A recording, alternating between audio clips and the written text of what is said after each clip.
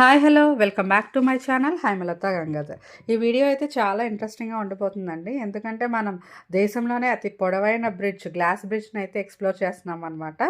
ఇది వైజాగ్ కైలాసగిరి దగ్గర అయితే ఉంటుంది. పైన ఎక్కడో ఆకాశం, కింద లోతుల్లో అడవులు, భూములు, వాటి మధ్యలో మనం ఆ గ్లాస్ మీద నడుస్తుంటే చాలా బాగుంటుంది కదా! ఆ ఎక్స్పీరియన్స్ అయితే మనం ఇప్పుడు చూద్దాం.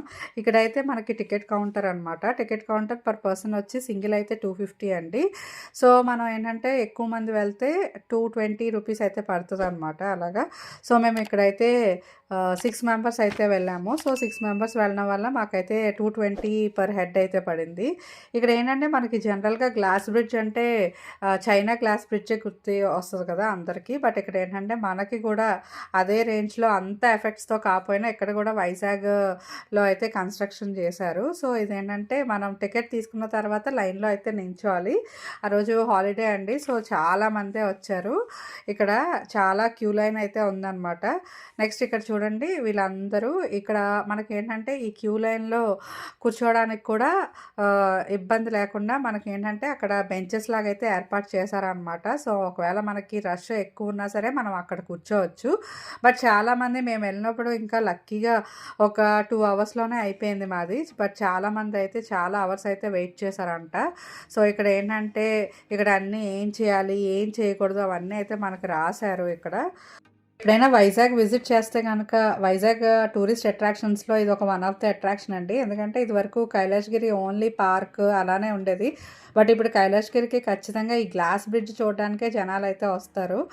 నెక్స్ట్ వచ్చేది సమ్మర్ హాలిడేస్ కదా. సమ్మర్ హాలిడేస్లో ఖచ్చితంగా అయితే ఇదే మీరైతే ప్లాన్ చేసుకోండి మీ బకెట్ లిస్ట్లో. సో అందరూ ఏంటంటే ఇలా చూడండి, క్యూ లైన్లో అయితే వెళ్తున్నారు. ఎట్ ఏ టైమ్ 40 మెంబర్స్ని అయితే అలౌ చేస్తారండి గ్లాస్ బ్రిడ్జ్ మీదకి. బట్ ఇది 100 పీపుల్ కెపాసిటీ అయితే ఉంటుంది. బట్ ఓన్లీ సేఫ్టీ పర్పస్ కోసం ప్రజెంట్ 40 పీపుల్ని అలౌ చేస్తారనమాట.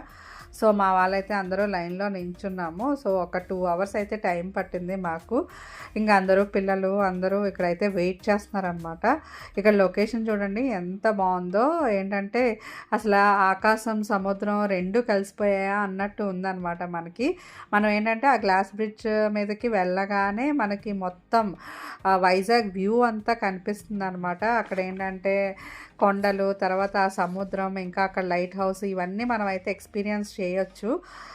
సో ఈ బ్రిడ్జ్ మీద నడుస్తుంటే ఏం ఫీల్ అయ్యానో ఈ వీడియోలో అయితే కరెక్ట్గా చెప్తారంటే జెన్యూన్గా. ఎందుకంటే సో ఇక్కడ చూడండి, ఇది 55 మీటర్స్ లాంగ్ అయితే ఉంది. చూడండి ఎంత పొడవుగా ఉందో. సో అందుకే ఇది లాంగెస్ట్ బ్రిడ్జ్ అన్నారనమాట. సో ఇంకా మేము దగ్గరికి వచ్చేసాము. ఇంకా మా టర్న్ వస్తుంది నెక్స్ట్. సో వెనకట్ల అమ్మాయి హాయ్ చెప్తుంది నేను వీడియో తీస్తున్నాను అంటే. సో ఇక్కడ చూడండి, ఇక్కడికి వచ్చేసిన తర్వాత ఇక్కడ మనకి గేట్ క్లోజ్ చేస్తారనమాట. ఒక్కొక్కరుగా 40 మెంబర్స్ని అయితే అలౌ చేస్తారు మనకి.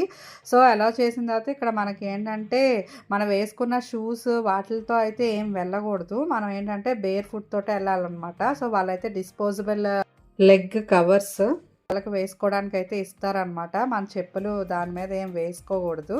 అది వేసుకుని అయితే మనం పైకి వెళ్ళాలి. అది సో మళ్ళీ మనం వచ్చేసిన తర్వాత రిటర్న్లో మళ్ళీ మనం డిస్పోజ్ చేసేయాలి ఆ లెగ్ కవర్స్ అయితే.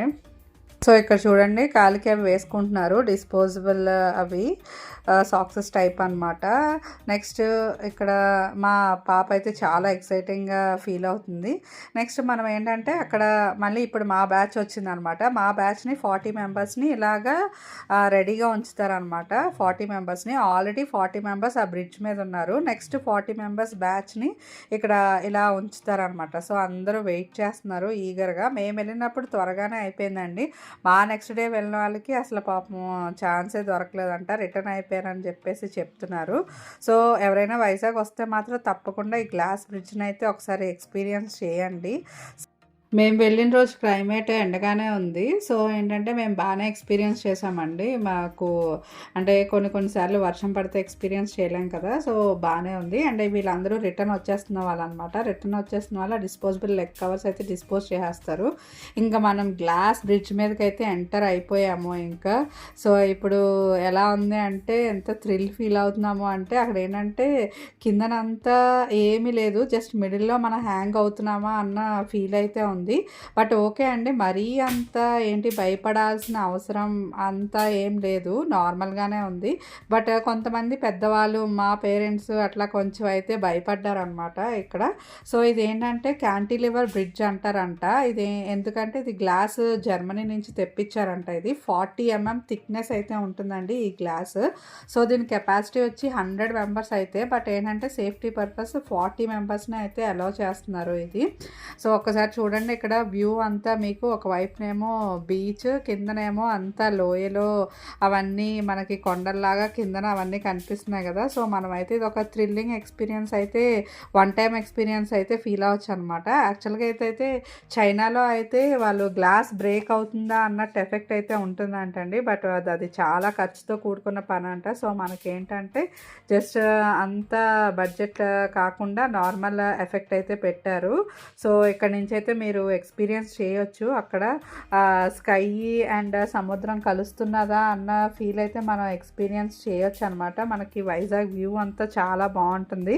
అండ్ ఇది కూడా చాలా స్ట్రాంగ్గానే ఉందండి, అంటే కింద కూడా చాలా స్ట్రాంగ్గానే ఉంది బేస్. సో పడిపోతాము అట్లా మనకేమి అంత ఫీల్ అయితే ఏం వచ్చేది, బాగానే ఉంది, బాగానే నడుస్తున్నాం. ఇది నా జెన్యూన్ ఫీలింగ్ అండి. సో బట్ మనం ఏంటంటే కిందనంతా బాగా ఎక్స్పీరియన్స్ చేయొచ్చు అనమాట. ఎంత నీట్గా కనిపిస్తుందో చూడండి నడుస్తుంటే, కిందనే ఉన్న లోయలాగా అదంతానే. సో ఒక పక్కనేమో బీచ్, ఒక పక్కన స్కై, కిందనేమో ఆ లోయలు, చాలా బాగున్నది ఎక్స్పీరియన్స్ అయితే. మనకి అక్కడ చివరి మీకు కనిపిస్తుంది కదా, అదేమో మన నేషనల్ ఫ్లాగ్ అక్కడ పెట్టారనమాట. సో మనం ఏంటంటే ఆ ఎడ్జ్ వరకు వెళ్తే మనం ఒక ఎవరెస్ట్ ఎక్కిన ఫీల్ అనమాట.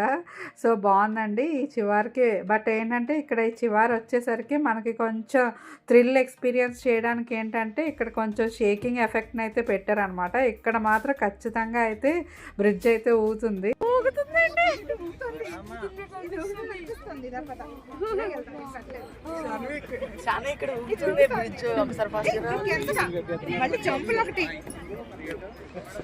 సో విన్నారు కదండి, వేరే వాళ్ళు కూడా మనం అక్కడికి ఎడ్జ్లో వచ్చేటప్పటికి మనకు కొంచెం థ్రిల్ ఫీల్ అవ్వాలని ఆ షేకింగ్ ఎఫెక్ట్ అయితే పెట్టారంట. సో మేము ఫస్ట్ నాకు తెలీదు, నేనేమనుకున్నానంటే ఎందుకు ఇలా షేక్ అవుతుంది అనుకున్నాము. సో చూడండి, సో మీరు కూడా ఎప్పుడైనా వైజాగ్ వెళ్తే ఖచ్చితంగా ఈ థ్రిల్ ఎఫెక్ట్, ఈ షేకింగ్ ఎఫెక్ట్ ఎక్స్పీరియన్స్ చేయండి. అక్కడ కింద చూడండి, అక్కడ హైవే మీద కారు వెళ్తుంటే ఎంత బాగుంది కదా రూట్, అదంతా మొత్తం సీనరీ, మెమరీ చాలా బాగున్నాయి. సో నాకైతే చాలా నచ్చిందండి.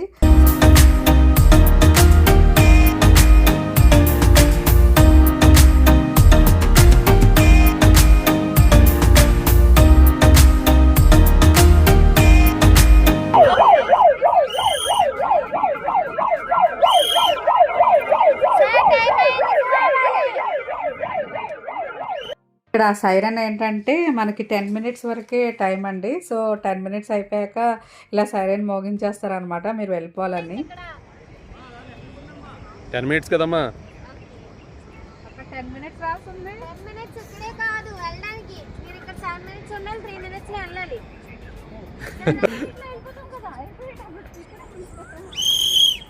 వదిలే అప్పుడు వస్తా నేను.